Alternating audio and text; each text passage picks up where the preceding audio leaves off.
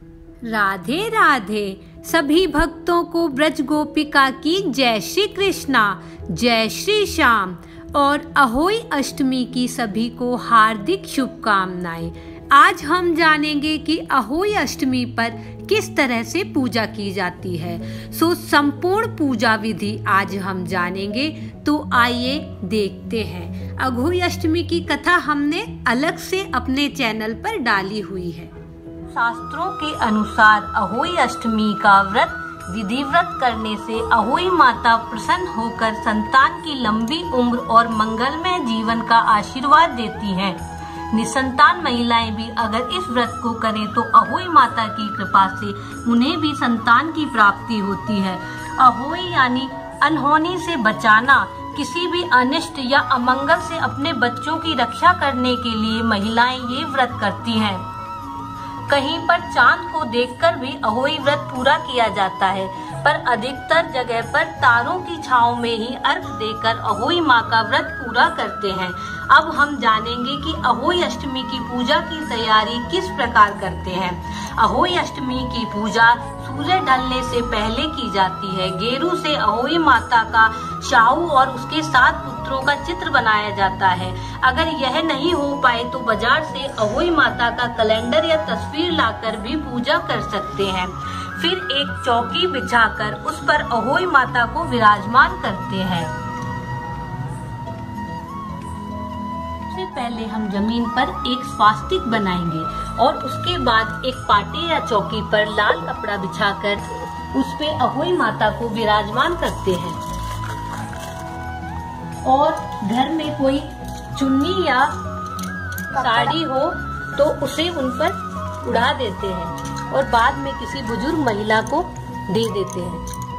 उसके बाद एक कलश भरते हैं, उसमें कुछ अनाज और पैसे डालते हैं।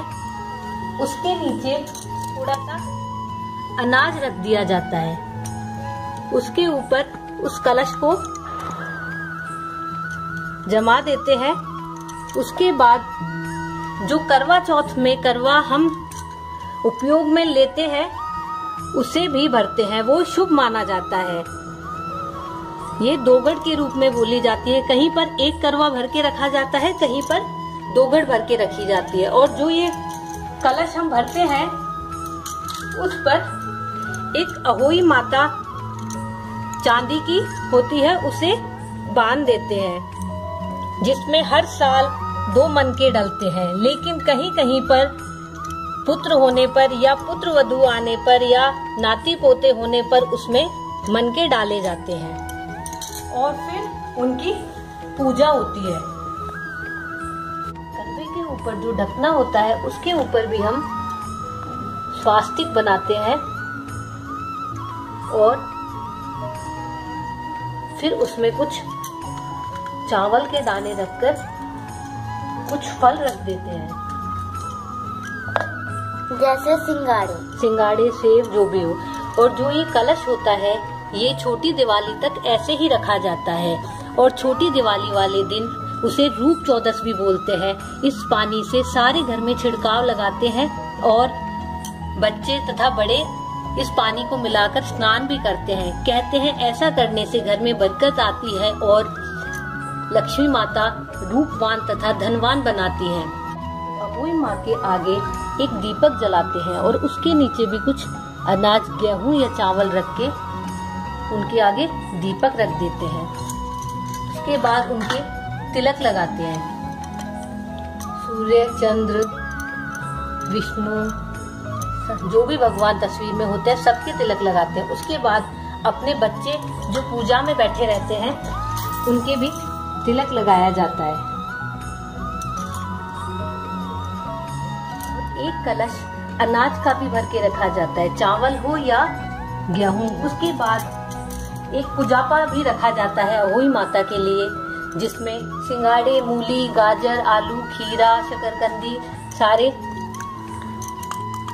भोग में उनके 8 पूरी, 8 पुए और हलवे का भोग लगाया जाता है और खीर का भी भोग लगाया जाता है। बोलो अहोई माता की जय। और अहोई माता की कथा सुनी जाती है।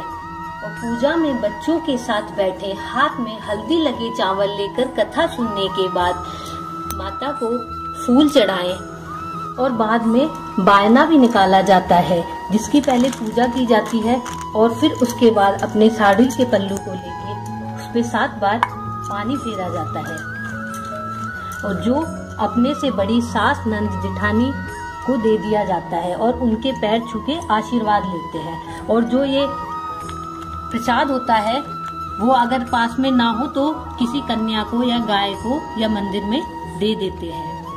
शाम को पूजा करने के बाद, कथा सुनने के बाद तारों को देखकर अर्घ दें और अहोई माता से प्रार्थना करें कि हे माता, जिस तरह से ये सितारे आसमान में अनंत काल तक चमकते रहेंगे, उसी तरह हमारी संतान का जीवन भी सुख और सफलता से जगमगाता रहे। जिनकी संतान नहीं है वो भी प्रार्थना करें कि उनकी गोद भर जाए। अहोई माता का त्योहार माँ और बच्चों के बीच में प्यार को बढ़ाता है। अहोई माता सब बच्चों पर अपनी कृपा बनाए रखना। अहोई माता की जय। जय अहोई माता।